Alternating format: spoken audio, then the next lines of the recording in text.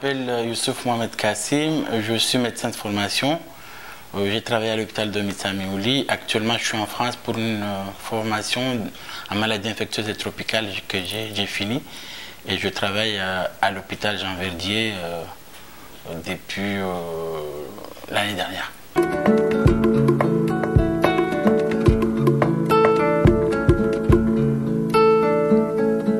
À cette époque-là, il y avait le paludisme qui occupait la première place derrière toutes les autres pathologies. Heureusement, avec le traitement de masse chinois, cette maladie a beaucoup reculé et la prévalence actuelle dans l'île de Mohéli, elle est presque nulle. En juin aussi, c'est en Grande Comore qu'il y a cette pathologie. Derrière le paludisme, il y avait les parasitoses intestinales, tout ce qui est ascaris, tout ce qui est les amibes. Ce sont des maladies qui touchent beaucoup plus les enfants et qui causaient beaucoup de problèmes parce que ça avait beaucoup de percussions sur le développement psychosocial de l'enfant. Ça peut donner des retards mentaux et qui peut, vu que ce sont des parasites qui étaient dans le tube digestif, il y avait une compétition entre tout ce que l'enfant mangeait et tout ce que devait rentrer dans l'organisme, et ces parasites qui bouffaient la nourriture. Et malheureusement, ça m'a beaucoup affecté de voir des enfants qui avaient des problèmes de croissance liés à ces problèmes. Puis il y avait les autres pathologies dites maladies non transmissibles, qui n'existait pas. D'ailleurs, il est beaucoup plus important que tout ce qui est personnel de santé au pays commence à penser de ces vrais problèmes, parce que c'est un problème des pays en voie de développement. Avant, il y avait les maladies transmissibles. Heureusement, avec la vaccination, ces maladies, on les connaît, choléra, tuberculose, dites les maladies infectieuses. Là, actuellement, sur les maladies non transmissibles, diabète, hypertension artérielle, les cancers, les AVC. Nous tous, on connaît. Tous les jours, dans nos villages, dans nos entourages, on entend tout le temps « Ah, il y a un de nos proches qui a fait des AVC ». C'est une chose qui n'existait pas avant. On a tous nos membres de nos familles qui ont des insulines pour le diabète, qui prennent des médicaments contre l'hypertension artérielle. Je crois qu'actuellement, il serait beaucoup plus important de miser sur les maladies non transmissibles et faire quelque chose pour ces maladies, sachant que le cancer, par exemple, on ne peut pas traiter de cancer s'il n'y a pas de biopsie. On peut suspecter, un clinicien peut suspecter que, vu l'évolution, vu le siège de la pathologie, c'est un cancer. Mais pour vraiment poser le diagnostic, être sûr du cancer, il faut faire de la biopsie. Et là, derrière la biopsie, il faut un spécialiste en anatomopathologie pour qu'il puisse poser le diagnostic et aussi avoir le traitement. On connaît le traitement du cancer, qui sont des traitements qui coûtent très très cher.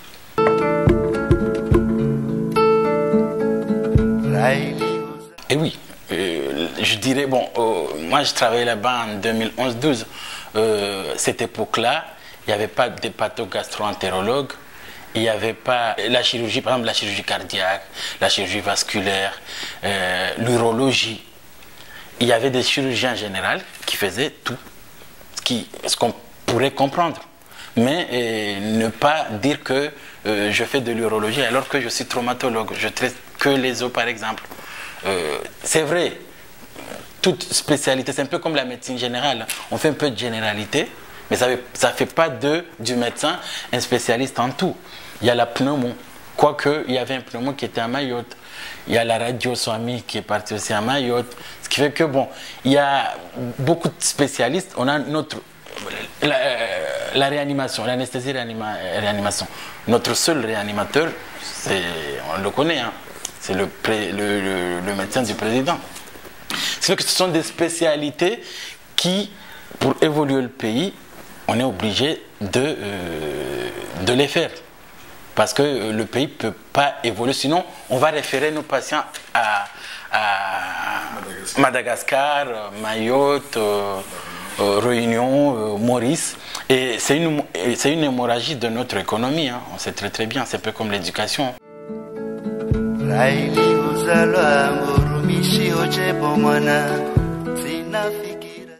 Oui, c'est une hémorragie de l'économie du pays parce qu'on sait très bien comment le pays évolue.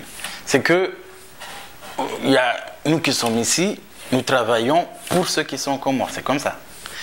À partir du moment que j'envoie de l'argent à mes parents qui sont en bled, c'est pour aller à l'hôpital, c'est pour scolariser mon petit frère ou mon cousin.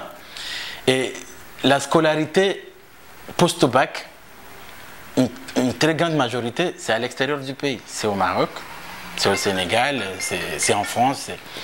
Et la santé, quelle qu'elle soit. D'ailleurs, peut-être je vais vous raconter une histoire qui m'a... Bon, ça m'a poussé à prendre mes responsabilités en tant que médecin et ça m'a vraiment poussé à faire quelque chose dans mon pays qui m'a donné la vie. Un jour, j'avais pris la voiture de Mitsamuli pour aller à Moroni pour dire un peu comment la population pense des médecins locaux.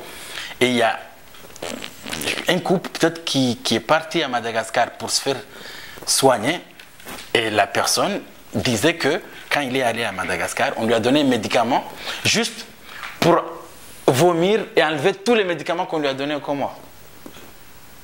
Vous imaginez, c'est pour dire, en gros, on ne lui a rien fait, mais on l'a désintoxiqué, si puis-je le dire. On a tout enlevé, tout ce qu'on lui a donné au Comores. Ou bien dire que un autre qui disait, non, moi on m'a rien fait, juste on m'a palpé et j'avais rien du tout. C'est juste, j'avais un problème de diarrhée. On ne peut pas référer la diarrhée à Madagascar.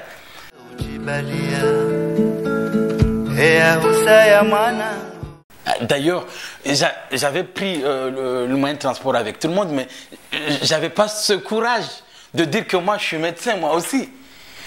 Tellement on parlait de mal du métier et du médecin comorien. C'est un escroc, c'est tout ce qu'on veut. Tous les mots du monde. Tout le monde était en train de le dire. Sachant que, si je peux revenir dans cette histoire, j'étais obligé d'intervenir pour dire que, déjà, tout ce qu'on a pris comme médicament, il y a une histoire de demi-vie, ça rentre dans le sang. Je ne vois pas comment on va vomir un médicament qu'on l'a pris il y a 10 ans, qu'on l'a pris il y a un mois, qu'on l'a pris il y a une semaine ou il y a 2 semaines. Et ce couple croyait dur comme fer qu'on ne lui a rien donné. C'était juste vomir les médicaments qu'on lui a donnés au Comores.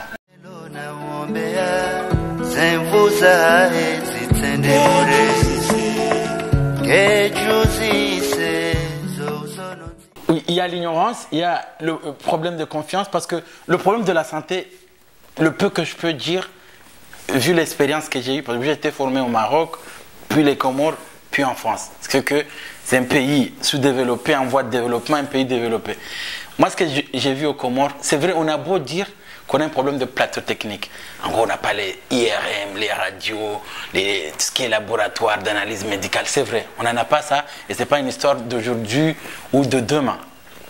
Mais il y a d'autres pays, comme le Maroc, par exemple, je ne veux pas comparer avec ou bien le Sénégal.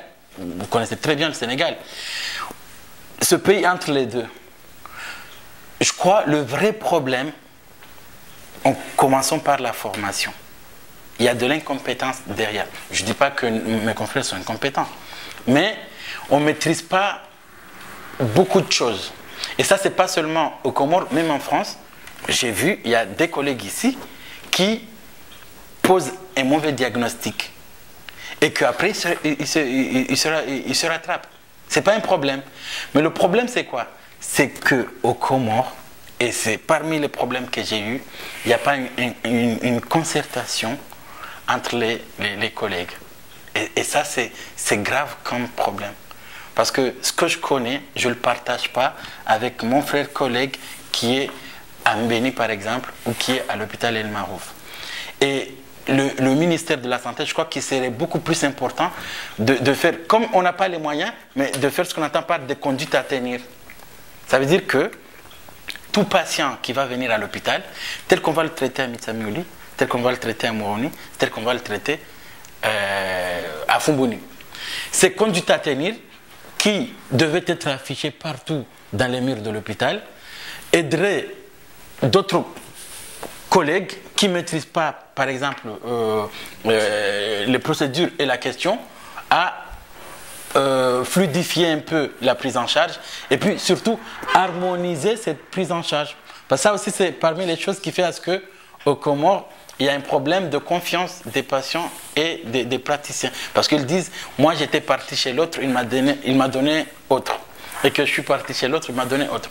Quoique, ça peut être vrai. Même ici, c'est sûr et certain, un médecin ne va pas traiter en tant que... Mais il y a quand même des procédures à suivre pour poser un diagnostic et surtout poser le bon diagnostic. Et c'est là où réside la difficulté de ce métier. C'est comment poser un bon diagnostic. C'est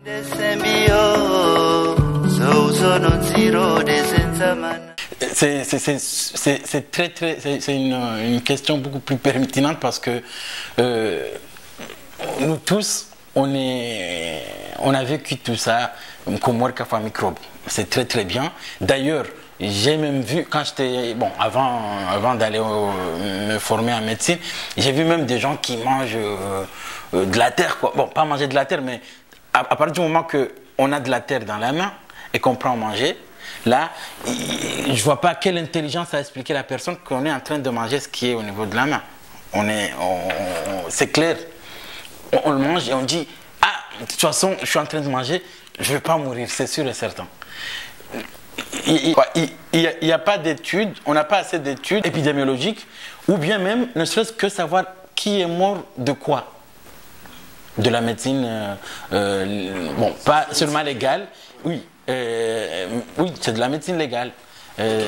Voilà, de l'autopsie, savoir si la personne est morte de quoi que ce soit. On n'a pas ça. Mais quand même, on pourrait faire quelque chose, parce qu'on sait très bien qu'on perd des jeunes, on perd des gens qui n'ont pas suivi pour quoi que ce soit, et que ces jeunes qu'on est en train de les perdre, une fois arrivés à l'hôpital, on peut quand même poser un diagnostic. Parce que un jeune, par exemple, pour ne pas aller loin, qui vient avec un ventre ballonné, et que sa maman nous dit que il avait vomi des ascaris hier soir et qu'il est décédé le soir, on peut dire que, bon, il ne faut pas être expert, mais on peut penser que soit il y a eu un problème respiratoire, il y a eu une obstruction des voies aériennes supérieures qui fait à ce qu'il n'a pas pu respirer, et ce qui a obstrué tout ça, c'est les ascaris qui régurgitent. C'est une maladie parasitaire, les mahares en commun, des vers au niveau du tube digestif.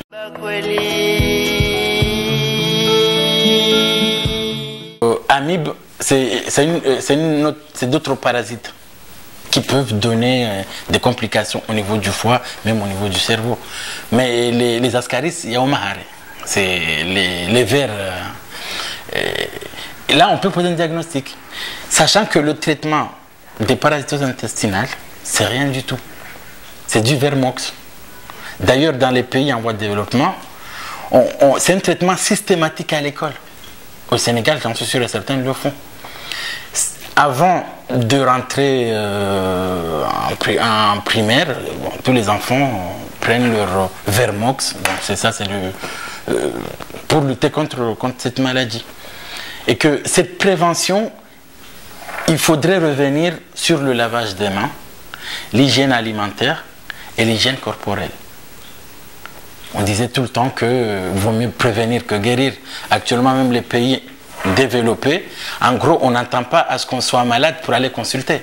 On fait des bilans. D'ailleurs, même les bilans avant de prendre un travail, avant de commencer à travailler, et la visite médicale, c'est fait pour diagnostiquer des maladies qui sont là et qu'ils n'ont pas encore commencé à développer des symptômes, des signes, pour savoir exactement la personne souffre de quoi que ce soit. C'est pas seulement en médecine de travail, mais partout. Vous le voyez tout le temps. Oui, je veux faire un check-up sur mon organisme, sur ma santé, on l'entend tout le temps ici dans les pays développés. La prévention, tout le monde vise vers la prévention. Et là, il y a la vaccination derrière. C'est la vaccination qui a pu lutter contre beaucoup de maladies transmissibles, infectieuses, et le lavage des mains et l'hygiène alimentaire. L'hygiène alimentaire, ça commence par les autorités de santé, parce que c'est à eux de veiller sur le poulet qu'on est en train de manger au pays. C'est pas à ma tante qui va aller, ou à ma mère qui va aller acheter le poulet, sachant qu'il ne sait même pas qu'est-ce qui se passe. C'est les autorités de santé, et j'en suis sûr et certain qu'au ministère de la production, il y a un département chargé de veiller sur l'hygiène alimentaire. Et après, c'est à la maison. Non, c'est aux commerçants d'abord, de savoir sur... bon, on sait très bien qu'il y a des commerçants au pays, et ça, pas tout le monde, mais vu qu'il y a beaucoup qui ont des problèmes d'électricité, problèmes date de péremption, tout ça. Et puis après, c'est l'hygiène alimentaire au niveau des foyers. Il est beaucoup plus important de miser sur tout ce qui est fruits, légumes crus. Il faut bien les laver. Parce que tous ces parasitoses intestinales passent par tout ce qui est cru. Lavage des mains, l'hygiène alimentaire. Il faut éviter les crudités qui ne sont pas bien lavées. Les fruits, les éplucher. Il faut vraiment éplucher les fruits. Parce que si on prend une mangue qui est tombée par terre et que, bon, étant jeune, on le faisait parce qu'on ne le savait pas qu'il faut manger, qu'il faut laver, il faut bien laver la mangue avant de la manger. Il y a beaucoup de microbes qui sont là. Et je ne dis pas qu'on en meurt, mais on en développe des maladies avec ces microbes. Et l'avantage qui est au Comores, c'est quoi? C'est qu'on oublie tout le temps l'immunité. C'est que l'organisme se bat. Parce qu'on dit tout le temps, oui, moi j'ai eu tel et je ne vais pas mourir. Je ne vais pas dramatiser le VIH-Sida. Parce que ce sont des maladies, il faut les dédramatiser. Parce que c'est une maladie comme le sida, c'est une maladie comme le paludisme, qui a un traitement, qu'on prend le traitement. D'ailleurs, il y a eu beaucoup d'avancées sur cette maladie. Et il y a des gens qui, malheureusement, l'usage des préservatifs, ils disent des choses, genre on ne mange pas de banane avec la peau. C'est des choses qui font à ce que c'est grave. Parce que la prévention de ces maladies, ou bien qui a déjà vu quelqu'un qui est mort du sida? Moi je suis en maladie infectieuse et on en voit. Et on en voyait. Heureusement, des pays développés, ce n'est pas une maladie. On peut mourir d'autre chose que du VIH-Sida parce qu'il y a beaucoup de traitements, il y a beaucoup d'avancées sur cette pathologie. Mais quelqu'un qui va dire, ça c'est n'importe quoi. C'est un syndrome, je sais pas, il y a même qui dit syndrome inventé par je sais pas qui pour décourager les amoureux. C'est des choses qui font à ce que on veut pas miser sur la prévention. Alors que l'usage des préservatifs, l'abstinence, tout ça, ce sont des préventions pour lutter contre les maladies, non seulement le VIH-Sida, mais les maladies sexuellement transmissibles. C'est pour ça qu'il faut dédramatiser ces maladies, mais pas seulement pour les dédramatiser, mais pour miser sur la prévention, parce qu'en gros, c'est d'éviter d'être malade. Et aussi d'éviter de contaminer l'autrui, c'est pour ça que la prévention est beaucoup plus importante.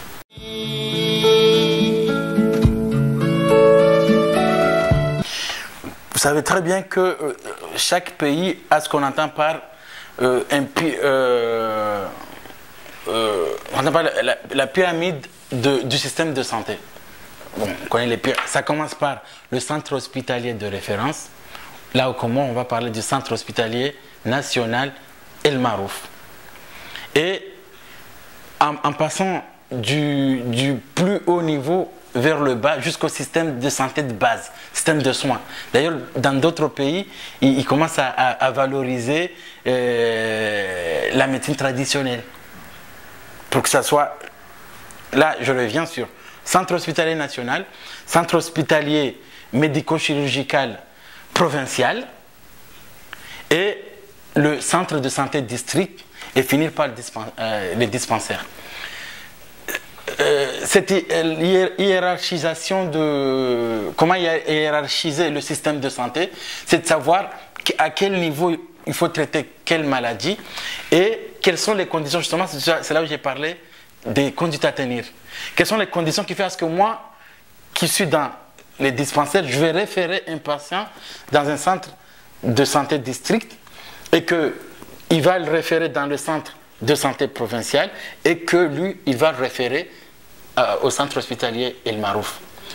C'est des conditions que le ministère de la Santé doit, une fois établi, je sais que ce système de santé existe, mais le respecter.